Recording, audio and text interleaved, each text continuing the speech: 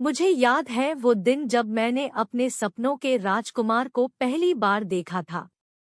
मानो ज़मीन रुक गई हो और मेरे पीछे वायलिन बज रहा हो, और तभी उसने मुझसे आकर अपने ही घर का रास्ता पूछा। अब आप लोग सोच रहे होंगे कि कोई कैसे अपने ही घर का रास्ता पूछ सकता है, लेकिन ये बात सच है। वो इस शहर में नया था ना, और उसके मम्मी पापा ने घर शिफ्ट किया था। अरे अरे, मैं तो अपने बारे में बताना ही भूल गई। मैं यानी अकु यानी आकृति, और ये राजकुमार कोई और नहीं मेरे पति देव है यानी हिमांशु, और अभी 3 साल पहले ही हमारी शादी हुई है। और ये पहली बार था जब मैंने हिमांशु को देखा, और वो कहीं और नहीं मेरे घर के बाजू वाले घर में रहता था। मतलब मेरी शादी मेरे पड़ोसी से ही हुई है। और मुझे याद है शादी के दिन मेरे दादाजी ने मुझे ये पासबुक थी और बोला था इसमें मैंने 1,000 रुपए डाल दिए हैं। मैंने बोला लेकिन दादाजी ऐसा क्यों? दादाजी ने मुस्कुरा कर बोला कि मेरी रानी ये पैसे नहीं है, ये एक जिंदगी की किताब है हिमांशु। और मैंने एक साथ बोला क्या?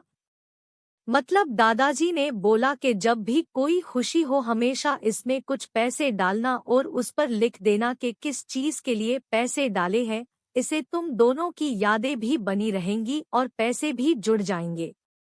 लेकिन अब सब कुछ बदल गया। मैं और हिमांशु डाइवोर्स के लिए अप्लाई कर चुके हैं और हमें 6 महीने का समय मिला है। आज मैं हिमांशु को बोलूंगी कि इस अकाउंट को बंद करके सारे पैसे निकाल लाए।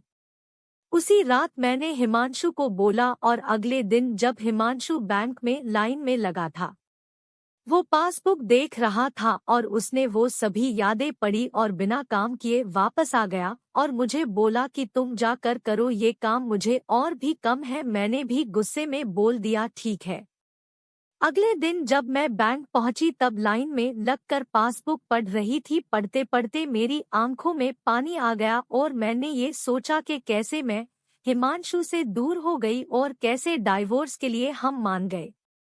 मैंने सोचा कि घर पहुंचकर हिमांशु से बात करूंगी। जब मैं घर पहुंची देखा हिमांशु घर पर ही है, और मेरे घर में आते ही उसने मुझे अपने गले लगा लिया और बोला, मुझे पता था कि तुम भी ये काम नहीं कर पाओगे और वापस आ जाओगी। मैंने हिमांशु से माफी मांगी और कभी अलग ना होने का फैसला किया। आज इस बात को पूरा 1 साल हो गया है। लड़ाइयाँ किस में नहीं होती है, बात ये है उन सभी बातों को भूल के आगे निकल जाने की। अगर दादाजी ने ये पासबुक ना दी होती तो हम तो कब के अलग हो गए होते, बिना सोचे कि लड़ाई की जड़ क्या है। हम अपने सभी अच्छे पलों को भूल जाते हैं, लेकिन अब हम साथ हैं।